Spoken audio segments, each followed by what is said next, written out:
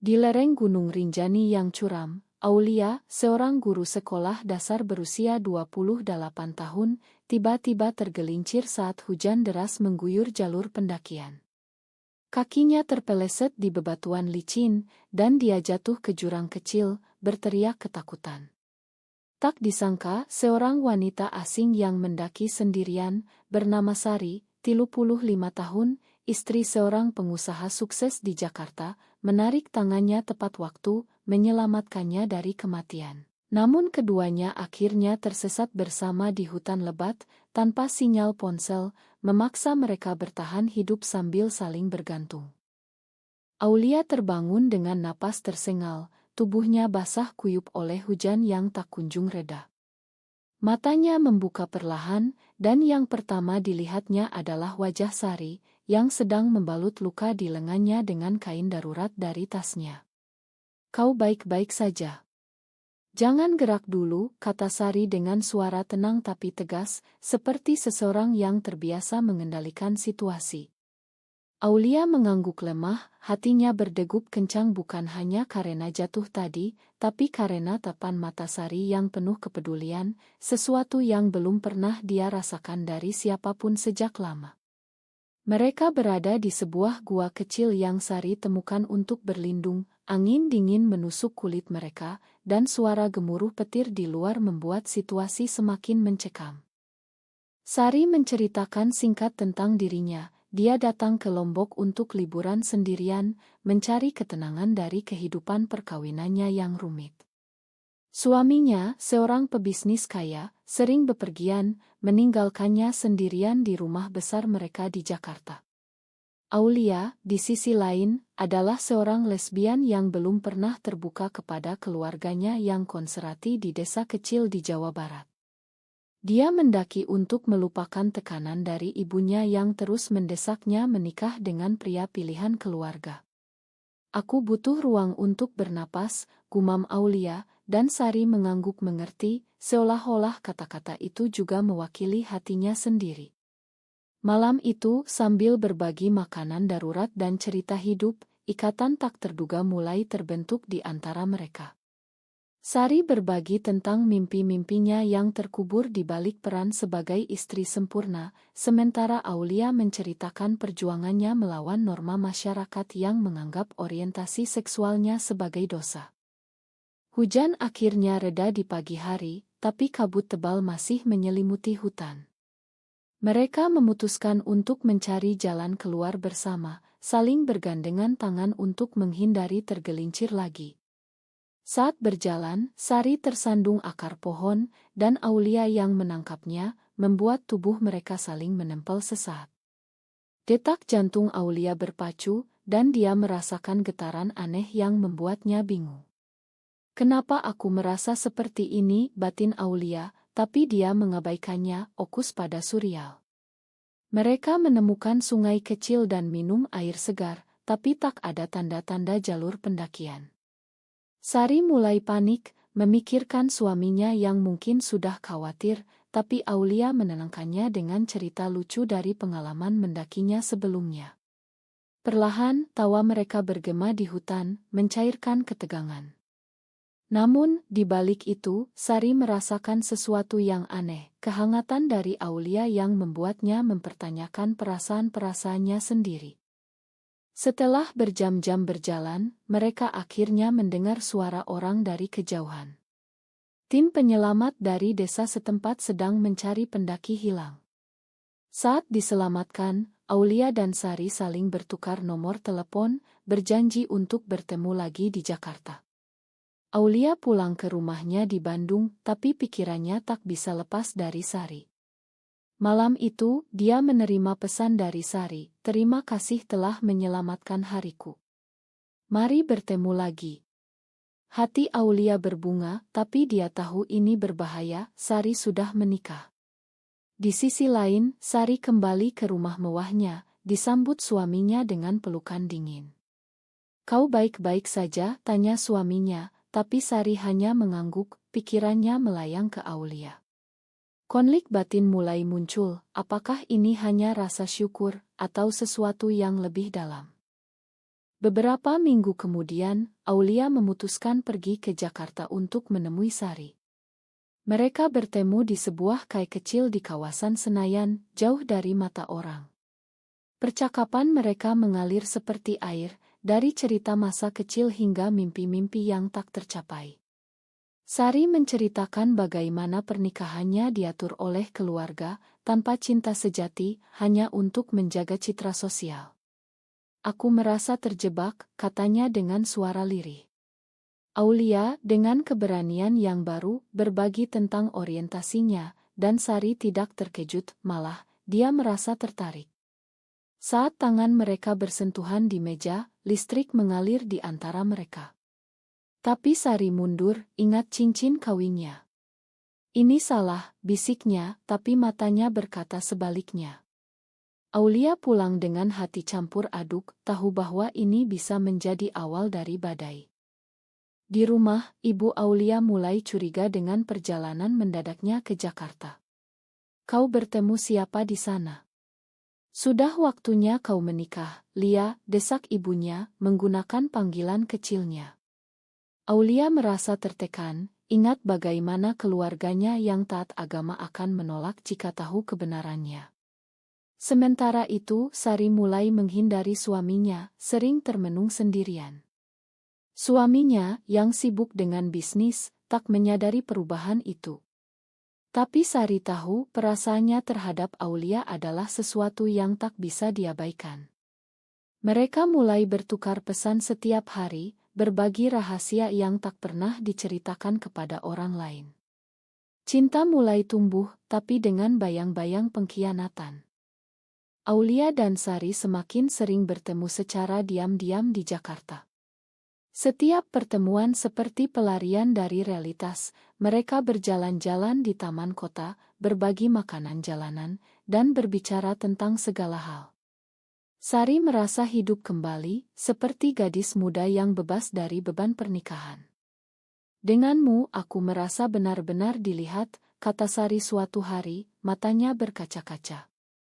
Aulia tersenyum, tapi di dalam hatinya, dia tahu ini bukan dongeng, ini adalah risiko besar. Suatu malam, saat mereka duduk di pinggir Danau Sunter, Sari mengakui perasaannya, aku tak pernah merasakan ini sebelumnya, bahkan dengan suamiku. Aulia membalas dengan ciuman lembut di pipi, tapi Sari mundur, dihantui rasa bersalah. Konflik mulai muncul ketika keluarga Sari mulai curiga. Ibu mertuanya, seorang wanita konservatif dari keluarga bergengsi, sering bertanya mengapa Sari sering keluar rumah sendirian. Kau harus fokus pada rumah tangga, bukan jalan-jalan tak jelas, katanya tajam. Sari berbohong, bilang dia bergabung dengan klub buku, tapi hatinya hancur setiap kali berbohong. Di sisi Aulia, tekanan dari keluarga semakin kuat. Ayahnya, seorang pensiunan pegawai negeri, mengatur pertemuan dengan seorang pria dari desa tangga. Ini untuk kebaikanmu, anakku, katanya. Aulia menolak, tapi itu hanya membuat keluarganya marah. Kau tak normal, bentak ibunya suatu hari, setelah menemukan pesan ambigu di ponsel Aulia. Pertemuan rahasia mereka hampir terbongkar ketika suami Sari pulang lebih awal dari perjalanan bisnis. Sari panik saat menerima panggilan dari Aulia tepat saat suaminya masuk rumah. Dia buru-buru mematikan ponsel, tapi suaminya melihat ekspresi wajahnya. Ada apa? Tanyanya curiga. Sari menggeleng, tapi malam itu, dia tak bisa tidur, memikirkan pilihan-pilihannya. Apakah dia harus mengakhiri semuanya? Tapi perasaan terhadap Aulia terlalu kuat. Keesokan harinya, dia bertemu Aulia di sebuah hotel kecil, bukan untuk apa-apa yang tak senonoh, tapi untuk berbicara. Aku tak bisa terus seperti ini, kata Sari, air mata mengalir. Aulia memeluknya, bisik, kita bisa mencari jalan. Tapi di dalam, Aulia tahu ini akan menyakiti banyak orang. Drama memuncak ketika Aulia dihadapkan pada ultimatum keluarga. Ibu dan ayahnya mengunci kamarnya, memaksa dia berjanji akan menikah. Jika tidak, kau bukan anak kami lagi, ancam mereka. Aulia menangis sepanjang malam, memikirkan Sari. Dia memutuskan untuk kabur ke Jakarta, meninggalkan catatan singkat, "Ma, aku harus mencari jalan hidupku sendiri." Di Jakarta, Sari menyambutnya dengan pelukan hangat, tapi kenyataan segera menyusul. Suami Sari mulai menyewa detektif swasta setelah menemukan bukti pesan lama. Detektif itu mengikuti Sari dan Aulia, mengambil oto mereka berdua di taman. Saat suami Sari menghadapkannya dengan oto-oto itu, dunia Sari runtuh. "Siapa dia? Apa ini artinya?" bentak suaminya. Sari tak bisa berbohong lagi, dia teman. Tapi lebih dari itu. Suami Sari marah besar, mengancam cerai dan mengambil hak asuh atas anak mereka yang masih kecil, tapi tunggu, Sari belum punya anak. Tidak, dalam cerita ini, Sari dan suaminya belum dikaruniai anak, yang justru menjadi sumber konflik lain karena keluarga menyalahkan Sari. "Kau tak berguna sebagai istri," kata suaminya dalam amarah. Sari meninggalkan rumah malam itu, pergi ke apartemen kecil yang disewa Aulia. Mereka berdua menangis bersama, saling menghibur. Tapi ini bukan akhir bahagia, ini awal dari badai sosial. Berita tentang perselingkuhan Sari mulai bocor ke keluarga besarnya, dan gosip menyebar di lingkungan elite Jakarta. "Wanita seperti itu tak pantas di keluarga kami," kata ibu mertuanya. Aulia, di sisi lain, menerima telepon dari ibunya yang histeris. "Kau telah menghancurkan nama keluarga. Kembalilah dan minta maaf." Aulia menolak, tapi rasa bersalah menyiksa hatinya. Apakah pilihan ini benar? Dia mulai mempertanyakan segalanya. Sari juga dihantui mimpi buruk tentang masa depan, bagaimana masyarakat Indonesia yang konservatif akan memandang mereka. Hukum tak melarang, tapi norma sosial seperti pedang tajam. Mereka memutuskan untuk sementara bersembunyi, pindah ke sebuah kota kecil di Yogyakarta, berpura-pura sebagai saudara. Tapi ketegangan tak hilang, setiap hari adalah perjuangan melawan rasa takut dan keraguan. Di Yogyakarta, Aulia dan Sari mencoba membangun kehidupan baru. Mereka menyewa rumah kecil di pinggiran kota. Aulia bekerja sebagai tutor online, sementara Sari mencoba menulis buku tentang pengalaman hidupnya. Tapi bayang-bayang masa lalu terus mengejar. Suami Sari mengajukan gugatan cerai, menuntut kompensasi besar karena pengkhianatan. Pengacara Sari berjuang, tapi prosesnya melelahkan.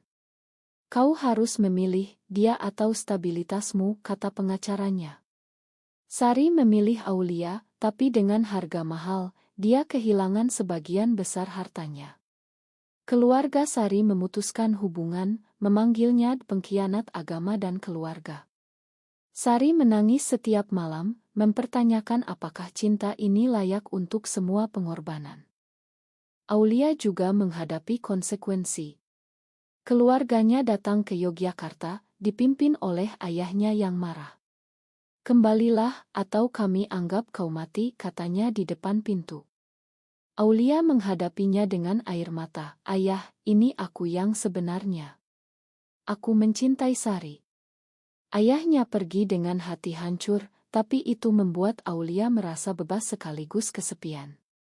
Masyarakat sekitar mulai bergosip, tetangga memandang mereka dengan curiga. Dua wanita tinggal bersama. Pasti ada yang salah, bisik mereka. Aulia dan Sari menghadapi diskriminasi halus, toko-toko menolak melayani mereka, dan teman-teman lama menjauh. Ini menguji hubungan mereka, pertengkaran kecil sering meledak menjadi besar. "Apakah ini yang kau inginkan?" tanya Sari suatu hari, marah karena kehilangan segalanya. Aulia membalas, "Kau yang memilihku." Tapi mereka selalu berdamai, saling ingat alasan mereka bersama. Suatu hari, Aulia mendapat tawaran pekerjaan di sebuah sekolah progresi di Bali yang mendukung keragaman. Mereka pindah lagi, berharap mulai baru. Di Bali, lingkungan lebih terbuka, tapi tantangan baru muncul. Sari bertemu dengan komunitas lokal yang memberinya dukungan, tapi juga membuatnya ragu. Apakah aku benar-benar lesbian, atau hanya bosan dengan pernikahanku, batinnya. Dia mulai menjauh dari Aulia, menghabiskan waktu dengan teman baru. Aulia merasa dikhianati, ingat bagaimana Sari meninggalkan suaminya untuknya. Kau menggunakan aku untuk melarikan diri, tuduh Aulia dalam pertengkaran hebat. Sari menyangkal, tapi keraguan itu merusak kepercayaan mereka. Drama mencapai puncak ketika mantan suami Sari muncul di Bali, ingin bicara. Aku masih mencintaimu, Sari. Kembalilah, katanya, menawarkan madan kehidupan lama.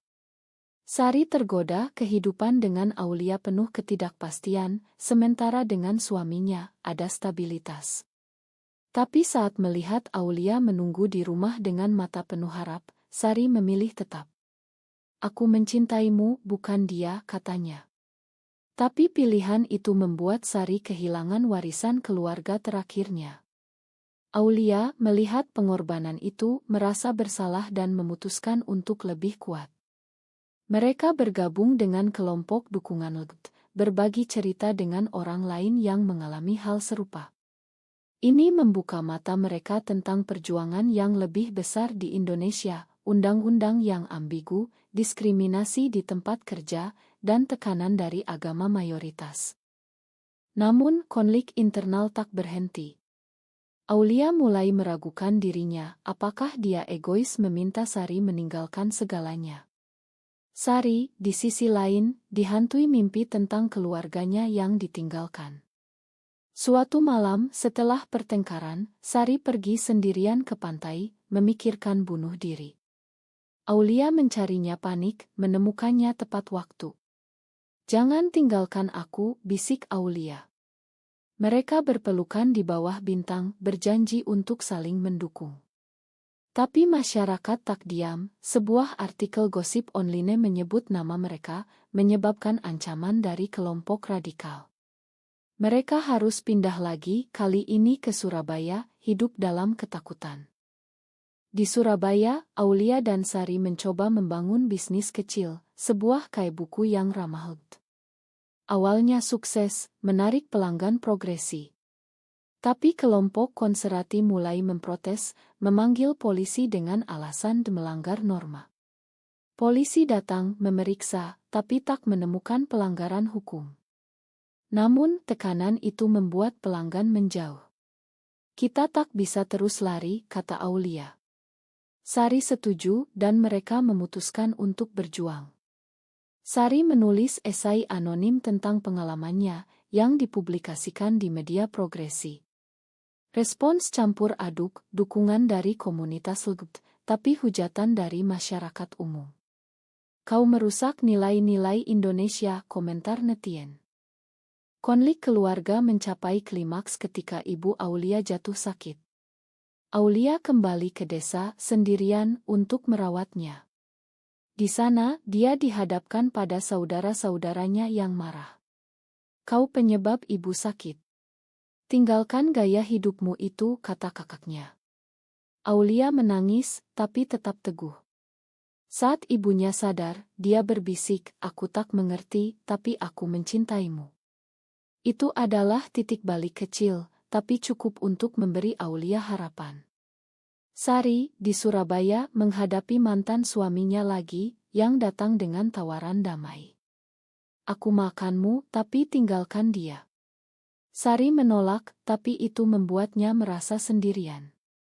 Saat Aulia kembali, mereka saling cerita, memperkuat ikatan. Tapi pengkhianatan datang dari dalam.